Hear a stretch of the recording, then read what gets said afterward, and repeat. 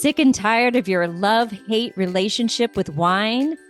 Welcome to the Feel It Alcohol-Free podcast. Hi, I'm Coach Ruby Williams. And I'm Coach Susan Larkin.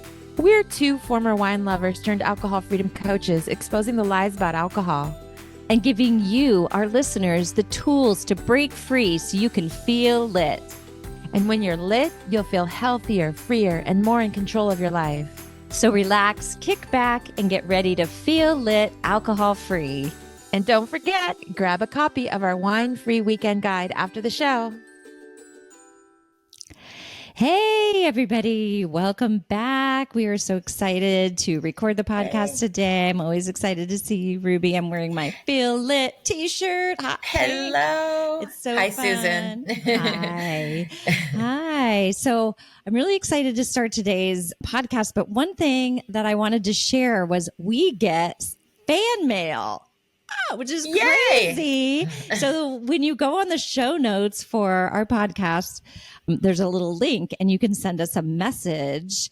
And we got some messages. I just want to read two of them because they're just so cool. So I just wanted to start out at the beginning because, I mean, this just warms my heart and is just so amazing. So this is from a listener in Eureka, California, who says, really appreciated this podcast. You brought up some ideas and answers I hadn't thought about and will be more prepared for as my AF life blooms.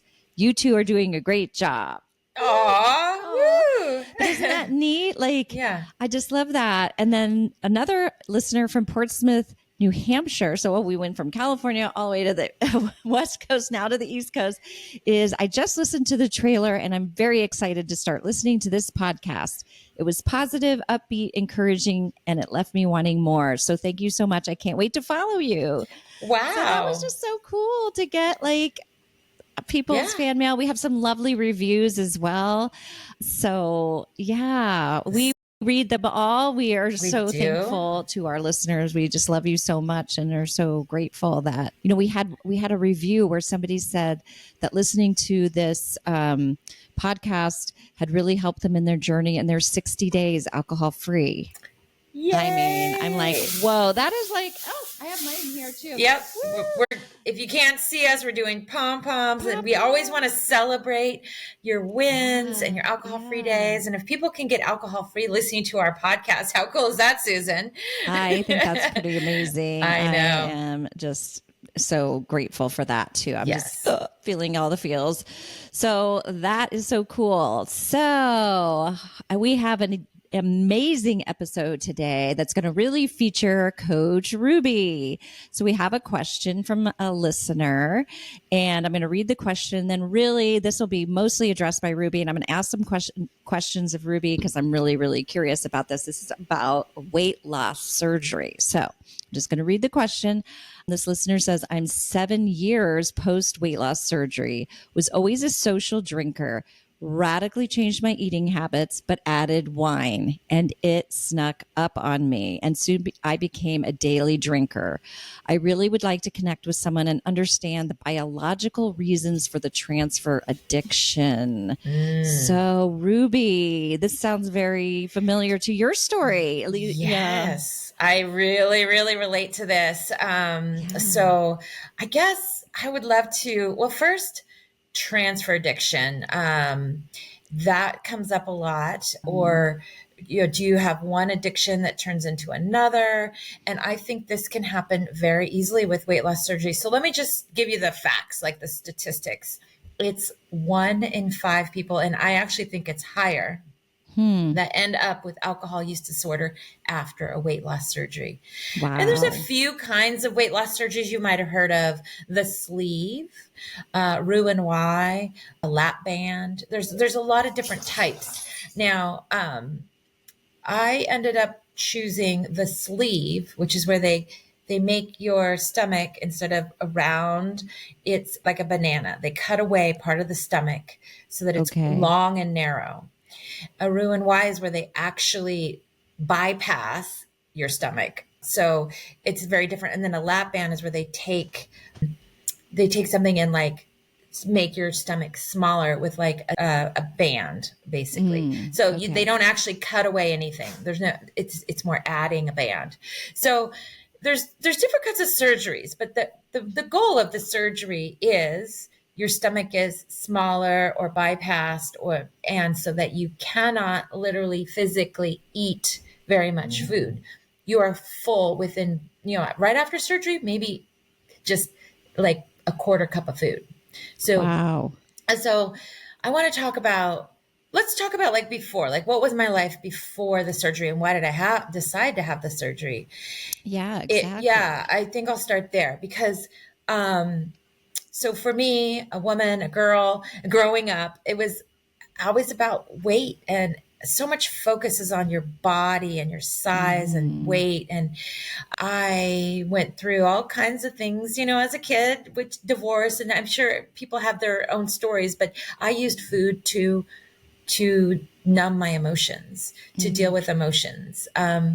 It was there, right? Candy was there, food was there. As a kid, you can do that. So all throughout my life, I had this like weight loss mentality. I'm going to be on a diet. I'm going to lose the weight, get to a certain weight, and then I'd stop the diet, or I'd think I could exercise and lose weight. And I even remember doing a half marathon and exercising every day, running and running and running for hours. And at the end of the marathon, half marathon, I was heavier than when I started because I was eating pasta, right? Oh, you got to eat lots and tons of pasta to jog. And anyway, so I feel like I'm going all over the place, but I do have a point. So what does it feel like? It felt like I was never full. And I'm learning more about the gut and microbiome. And I don't think my gut and brain connection was working right, and that I just didn't have a full, I didn't know when I was full. So I was always hungry. And after I had a very stressful corporate job in the wine industry, I then had a home foreclosure. I had a child custody battle with lawyers. So much stress in this time period of my life, where within a year or two, I'd gained 100 pounds. And again, it just was like this, it felt like an addiction. I know we use more like eating disorders. Use disorder, yeah. Yeah, but it felt like, now that I know what alcohol addiction, or, even binge watching TV addiction, or it felt like a food addiction, in that I was always thinking about it, obsessing about it, wanting it. Even if I was full, which I didn't know I was full, I would eat more. So, I tried everything, it's so similar to the alcohol journey for me. That's why the two kind of are linked. I tried all these different diets and everything I could think of, just drinking fluids. What is that? Tried, fasting, like fasting and whole foods and everything I could think of. And at this time, I was drinking alcohol, but I would say I was more drinking maybe two glasses, not even every night, maybe a bottle on the weekends. But I would say I had more control over my drinking than my eating at the time. So I had the surgery and I lost the weight very quickly. I lost over 110 pounds. And it was pretty quickly, within 6 months, or where most of it came off. And when you go to have weight loss surgery, at least through Kaiser, I know you can also go down to Mexico, or you could do it, but I did it through my medical insurance and medical. You have lots of appointments with psychologists and your doctors and your surgeons and all kinds of appointments. And honestly, I say honestly, I was lying. I was lying about my drinking. They would ask many different times. The psychologists asked, the doctors asked, they said, how much do you drink? And I would just say very little. And then when they described the different surgeries, they said with Roux-en-Y, you cannot drink at all. That is what they say. With the sleeve, you can have a glass or two. So I chose the surgery based on if I could have a glass of wine or not, because I worked in the wine industry. And I would say I didn't drink for about a month, and then I started introducing it. And here's what happens. It's a twofold whammy or a two punch, really, because your physiology, your physical body has changed. And that affects your hormones and so many, your brain chemistry, but also like the stomach lining. So after you have surgery, there's not as much area in terms of getting the right enzymes, right? Your stomach is so small that more alcohol enters the bloodstream quicker. I see. That makes sense. Yeah. It does make sense when you think, when I researched this. And from my experience, like the experience of it is once you drink some alcohol, it like almost exploded into my bloodstream. It almost felt like it was very immediate and very intense, different than when you're, say, drinking wine. Before the surgery with, say, a meal, it was kind of a slower buzz. This was fast. But then it also went away fast, Susan. It just went away. That's so interesting. Well, and also you're not eating as much because your stomach can't handle as much food. So you don't have as much food in your system to absorb the alcohol. Yeah. There's no absorbing alcohol. You're eating, think about it, like a couple tablespoons of food. Then you're drinking, but you could drink glasses of water. You could drink fluids. Fluids could go through your stomach, but food could only be a little bit. Yeah. So think about the tolerance. If you have this explosion of a buzz feeling and then it goes away within minutes, you're going to have a second glass way faster. Yeah. So what happened is I would drink a whole bottle very, very quickly. And even by the end of the bottle, you wouldn't feel like you have any in your system. It was it's very unique, I think, to people that have weight loss surgery. That's why it's so important to me to bring this up. Then let's go to the brain, the psychological, right? If we drink or if we ate food to numb our emotions, like many of us do, I did, and if you haven't addressed your emotional needs, then if you can get that from drinking alcohol, you're going to transfer. That's where the word transfer comes in. Yes. They call it, and in eating disorders, they call it behavior swapping. So the coping mechanism. So if you hadn't changed some of those stressful activities that caused you to eat and gain all the weight, you lost all the weight. But then now what are you using as a coping mechanism if you can't use food anymore? Right. Wow. So think about it. It's truly this, it's like, so many people, that's why I think the number is not even 1 in 5. I think it's higher. If you decide to drink probably any amount of alcohol after weight loss surgery, you are so susceptible to alcohol use disorder. Wow. It's because I just use the alcohol to numb. I still had stresses in my life. How do I cope? Yeah. And you've got society telling you to drink alcohol. And I'll just mention this part too, which is true.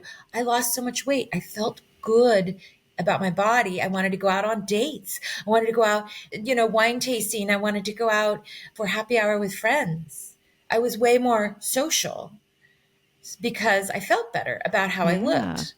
That's so amazing. That's amazing. That it sounds like you got the results you were looking for as far as body image.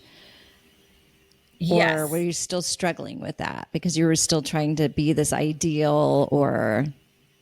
No, it lasted about, I would say, a year. And during that year, I kept the weight off to my lower weight as my alcohol increased. It took months to a year to get to over a bottle of wine. And then it went to 2 bottles. Then it went to 3 bottles. Then it switched to hard alcohol. It just kept increasing, just like food. I just never felt hungry like with food. So alcohol, there was just a bottomless amount of alcohol. But then guess what happens? You gain the weight back. If you drink that much, and then when you're drinking, you kind of forget the things that you're not supposed to have fried foods or, fast foods I started introducing snacking. So how people gain weight after weight loss surgery, at least with the sleeve like I had, is your stomach stretches out again. Oh, okay. And you can also eat lots of small meals. Say you eat 10 small meals, you're getting a lot of calories. So this is how people gain weight after surgery. So then now I have alcohol addiction. I've gained the weight back, or a lot of it. It's just, I was so depressed and sad and like, what is going on? I couldn't. So if you're in this place, I want you to know, if you're in this place and you've had weight loss surgery or bariatric surgery, you are not alone. You can get help. And I want to be a role model for you. And there is solutions where you can really change your mindset. And that is the key here. You've already changed your physiology, your body. So let's now start work on the mind, right? Yeah, Susan, and the emotions. Yeah. Oh, I'm so glad you're bringing this up, because it sounds like there's an audience for this, obviously with this listener's question, but also the hope, because it sounds like something people don't talk about a lot, just like our drinking. But then there's the drinking and the weight loss surgery and weight gain. And then, just not having a forum to share about that and to say, so you're stuck thinking, oh, it's only me. I'm the only one with this problem. Mm-hmm. And so what we know is it's just so helpful to know that you're not alone. And there's others who've gone before you who can help with this, who have strategies and who have broken freedom from the alcohol and freedom from the weight gain, because you look amazing, and freedom from using food or alcohol to cope, right? Mm-hmm. Yeah. Yeah. So this, the methodology we use around changing our thinking and our feelings is really the key here. And I was able to get control of alcohol and then also control of food. I eat to nourish my body. It's not about how much and the taste buds so much. It's about being healthy, finally loving myself. I think the underlying big elephant in the room here is self-love. If you love yourself and you have self-compassion, you're going to care for yourself, be healthy. And this is what I wish I would have learned, 20 years ago. So I'm so glad that this information exists now and that it's accessible. Yeah. What I'm thinking though, too, and what I've kind of heard just in other reading comments from people who struggle with this is also, if you're reducing the size of your stomach, or maybe you know more about this, or maybe the different surgeries, you may have a little bit of malabsorption of vitamins. And we know that those imbalances can also cause cravings for alcohol. So maybe you're somebody who didn't even really drink that much before weight loss surgery. And then you just you introduce alcohol just in the normal, you're a social drinker, but it wasn't really a big deal. Then you introduce alcohol after the surgery, but because of some malabsorption, nutritional imbalances, your body just starts craving the alcohol in a different way. I hear this all the time from my clients and just people that they maybe didn't even drink alcohol hardly at all until after the surgery. And you can get addicted so quickly. That's the problem. You think, oh, I swear to you, Susan, I would have been like, nope, I'm not addicted to alcohol before the surgery. I would have been, I don't have that personality. I remember saying those kind of words, like, that's not who I am with alcohol. Yeah. And I can take it or leave it. It's not going to happen to me. This won't happen to me. I'm strong. I don't know. All these things were going through my head. Yeah. But by the time you get down into the pitcher plant, we talk about the pitcher plant, meaning there's this plant, a carnivorous plant that's in the rainforest where it attracts bugs like bees and flies and with a scent. And we use this as kind of to describe how addiction can happen. And it lures you in with 1 or 2 glasses into this. And before you realize you're addicted, you're already addicted. Like you've already slid down. You've already slid down too far. This is from Alan Carr's book. Yes. It's his description, but it's a great visual because it's like you're sliding down, and then different people slide down faster than others, because there's always that question, how come I can't drink like everyone else? How come they can, they're fine? And half the time we don't even know what people's drinking is. So we're judging our drinking based on what we see other people do. So that's a whole nother story. But we're all different. Why don't I have diabetes and other people do? I don't know. Why did I slide down the pitcher plant faster? There are some reasons, though. Using alcohol as a coping mechanism is one of the biggest reasons that accelerates your slide down into, for sure. And what I want to point out here, though, is that it's double fold with weight loss surgery, because you've changed. You're talking about vitamins, malnutrition, our hormones are affected. Our stomach has so much more going on than just the size of it and how much food it can take. So we have changed maybe our microbiome. We've changed how we absorb nutrients. So yes, one of the things you were mentioning, vitamins, you make a vow. It is inbred in me. You have to have vitamins for the rest of your life, and quite a few every single day after weight loss surgery. You have, they say, you have to do this, sign here, sign here in blood. So so that's a very important part. And a lot of people don't take their vitamins. A lot of people are told, especially with Roux and Y, you're not allowed to have alcohol. They have alcohol. You're not allowed to have sugar or cookies, and they have it anyway.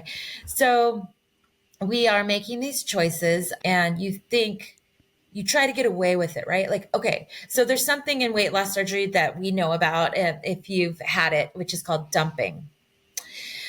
Dumping is when you have either too much fat or feel ill, completely ill. Some people actually throw up, but I never really threw up, but I would feel ill for hours, where you have to just stop, lay down, and you're so much pain, and it's called dumping. And it can happen with, sparkling drinks, carbonated drinks, drinking out of a straw. You're never allowed to drink out of a straw after weight loss surgery, but some people do. And it's like this Russian roulette. Let me have one cookie and see if I get dumping. And, I didn't get dumping after having ice cream this one time, but maybe 3 other times I get it. So it's similar to alcohol, where you kind of go, maybe one time I can have 2 glasses of wine, but sometimes I need a whole bottle. So there's a lot of similarities here to what we do in our brains. We try to get away with as much as we can without, feeling sick the next day or having the dumping. Yeah, that's so fascinating. I never heard that. I'm so glad you brought that up, because I'm sure this is speaking to a specific audience that struggles with this for sure. And, it's interesting. This is so similar to the way physicians talk to you about alcohol, just in your regular GP visits or whatever. They ask you about it, you lie, and then they just go on, instead of saying, well, I want to make this very clear to you. This can happen. Do you think if you'd had the warning story, this can happen? I mean, even, I don't know. Do you think they did warn me, but not, I don't think, enough. And that is why I want to be, I want to talk a lot about this subject, because I even think if you're listening to this and you haven't fallen that far down the pitcher plant yet, you can get a handle on it earlier. Or even if someone's just had surgery, I think we can prevent you from going down the same route. But I don't know. That's like talking to a teenager and saying, just don't drink alcohol. When you don't think you're going to get addicted, and you don't think that's possible, or you don't know what it feels like, you kind of keep getting away with it, right, Susan? It's like I think I would have kept trying to drink alcohol because I worked in the wine industry. Yeah. I would have done it anyway, not knowing, I think, because I think it's when I want to bring it back to when you said, didn't think I had an addictive personality. And that's the misnomer, because it's not about a personality. It's about alcohol. The alcohol is an addictive substance, and that's what's missing in the conversation. That's what's missing out in our knowledge in society. Because even my husband was saying, how come we didn't learn that to be more careful around alcohol? That's an addictive substance. We don't learn that. Right. We learn that it's an addictive substance for some people. And then we all assume we're not those people. Right. Well, what if everybody is on this trajectory or on this? It's it's not, some people are going to be alcohol. Like, I don't like that term, but that's the old term and it's still used. It's not like you're either alcoholic or not, right? It's everybody's on the scope. Everybody is there. Even my grandmother that used to drink 1 or 2 glasses of wine, a year, she's on it, meaning it's possible to become addicted. I think it's possible for anybody. Really? Well, she was in never and every now and again, like well, if you think about the pitcher plant, imagine a pitcher plant with all these bees. We're bees and we're all floating around and we land at the top and we sip and we sip. But if you don't come by the pitcher plant more than a couple of times a year, then you're not going to slide down very fast, right?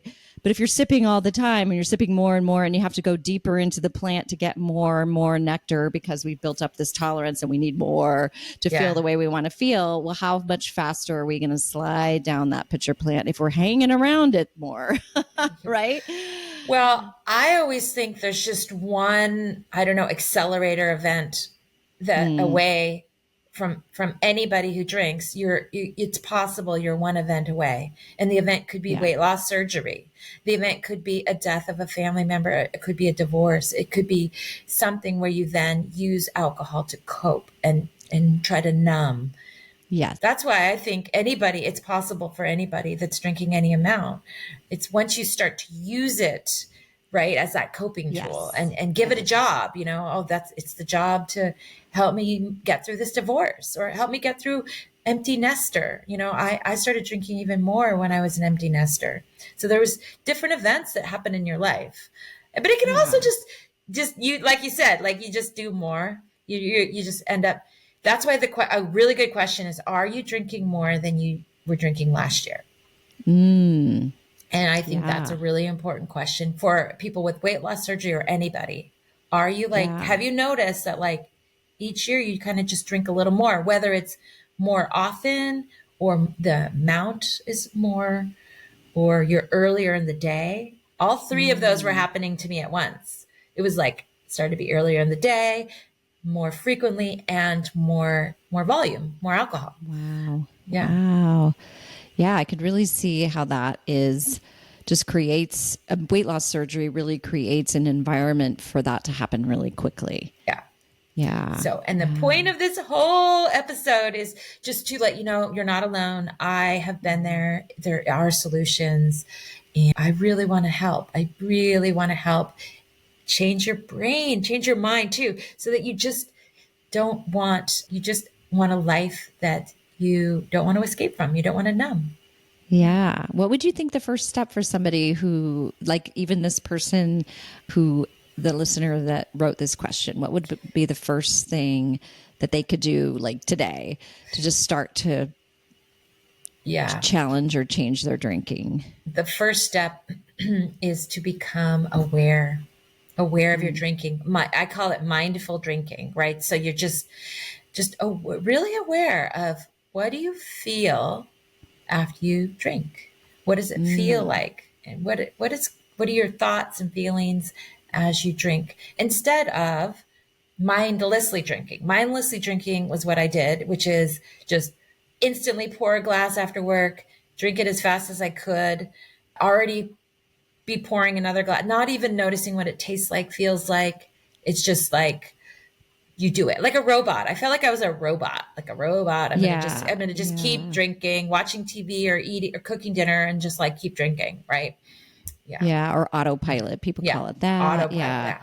Yeah. What do you think would be the first step? Yeah, definitely awareness. I think you're right. And awareness with being objective, not beating yourself up, but and being really honest with yourself. How much am I drinking? How often am I drinking? And what are the jobs I'm giving alcohol? Because those are the nuts that you're going to need to crack, and find other resources and other ways to cope, more healthy ways, right? Because drinking you never cope with that stressor, right? You just keep numbing it, and then the stressor's still there, and then you know, Yeah. and then the next day it's still there. So then you need to numb it again. And so, yeah. And then get a coach, because Yeah. I think being alone was the worst. Doing this on my own, being alone, feeling like nobody gets me, having a group or just even one-on-one coaching, because then you can really share and get rid of that shame. Again, double fold shame from drinking and in eating disorder, right? So lots of shame. It felt like so heavy. And just to be able to talk it through and share and know you're not alone, it's just like a weight is lifted, and then you can start to work on your alcohol and your food. I was able to work on my alcohol, like I said, and then go back to how can I really lose weight naturally to keep it off for life and change my lifestyle. It's a lifestyle, not just a diet. Yeah.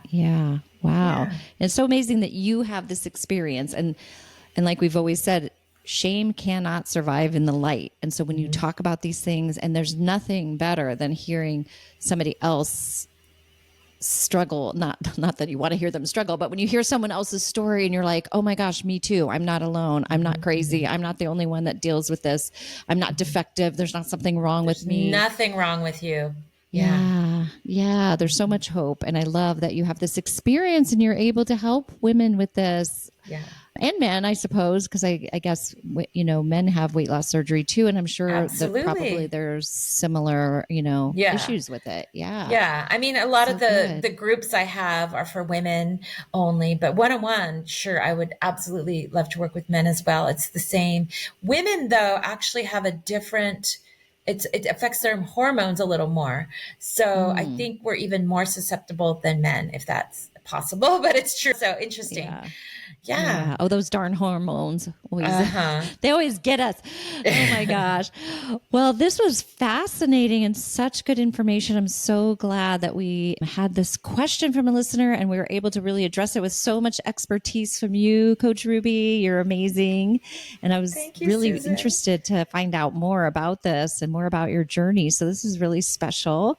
And now we're at the point in our podcast where we get to talk about what is helping us feel lit. And it's your turn, which is so awesome. So it's the All Ruby All the Time episode. So let's hear Ruby. Well, I thought today I would talk about, because I'm this whole theme, but it's food prep. I food prep every Sunday, pretty much every Sunday. And it makes me feel like I have control over my eating. Even if life goes crazy, I make sure I've prepped. So I will go to the grocery store or the farmer's market, or we have this really cute little farm stand, kind of a store. And I pick out, like I said a few weeks ago, I love eating a rainbow of foods. So I pick out all kinds of fruits and vegetables, and I will cook about 3 main meals that I can eat for lunch and dinner throughout the week. I might also make a salad that I can eat throughout the week. And I just love it. So I'm going to give you a few so I love to do a frittata every single week. Why I like a frittata is you could just put in any kind of like anything you got. You could make it. I love it. I make a big frittata and cut that into six different meals. I put them into individual containers. And I might put half in the freezer, half in the refrigerator, depending how my week's going. I mean, I still will eat other things. I can cook any night. It's just, I always, if I'm busy, I've got like a frittata. And then I might make, I love cooking some sort of chicken or pork or something with a whole bunch of roasted vegetables in the oven. I call it like a one pan meal. Ooh, so I love that. Yeah, so I eat keto. So I'm not eating the pastas, the breads, the rice.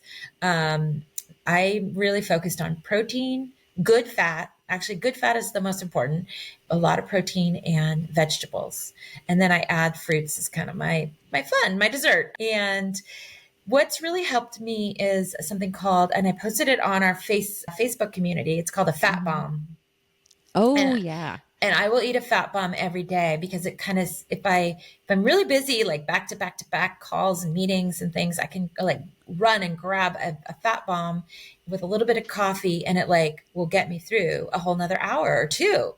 So it's really a good strategy for me. So I food prep about 200 fat bombs and put some in the freezer. And yeah, I'm pretty organized in that way because how do I want to feel? It's based off of an emotion-based goal. When I am at this weight, which is just a normal weight, you guys, I'm not like super skinny or I feel good, right? I just want to feel good in my body. And it has to do with the foods I'm eating. You are what you eat, right? Yeah, yeah, yeah. That's so inspiring. I'm always Is it? inspired by you. Oh. Yes. Because now I have more time. I want to do some food prepping. What I was kind of even telling my husband, because sometimes he cooks, is like, if we're going to cook, let's cook enough to where we at least have leftovers either for another meal or lunch. Yes. Because he's lovely. But, I say, get zucchini at the store. He comes home with one zucchini. I'm like, seriously? So he's learned now, but I was like, what am I going to do with one zucchini? It's hilarious. But just even that. And I'm getting into a whole new routine now that I've retired from my day job and only doing my coaching business where I have a little bit more time. And one of the things that I do want to start doing is make time for food prep because I think it is important. It helps you stick to your goals so you don't have ice cream for dinner like we did the other day, which was sort of fun and sort of summer and whatever. And it's fun to just do fun things. Yeah. But Well, even if I'm like driving home and I'm like, I'm so hungry, I should just stop and get something. I go, no, I have a frittata, for example. Once I get home, I can microwave it and I can be eating in less than 5 minutes. So it's like, there's just always healthy food that I don't then make poor choices. I guess I make better choices when it's just there. That's so great. Makes you feel lit. Good. Yeah. Well, you are what you eat, like you said. So we feel so much better in our body when we're fueling our body with good food. So exactly. That's amazing. Yeah. This has been such a fun episode. Oh, so good. Yeah. Thank you so much for sharing so honestly and so candidly, because I think it's really going to help people, other women. And I'm excited for this episode to air. And so if you are inspired, then you haven't joined our Facebook group, please go to the show notes, click on the link and join us because Ruby and I are in there. There's other like-minded women and it's a great place to connect as well. And we post other bonus stuff in our Facebook group. But anyway, well, this is a little bit longer episode, but so worth it. Okay. So we will sign off and say goodbye. Bye-bye.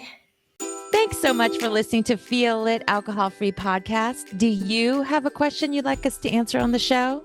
All you need to do is head over to Apple Podcasts and do 2 simple things. Leave a rating and review telling us what you think of the show. And in that review, ask us any questions you have about breaking free from wine or living an alcohol-free lifestyle.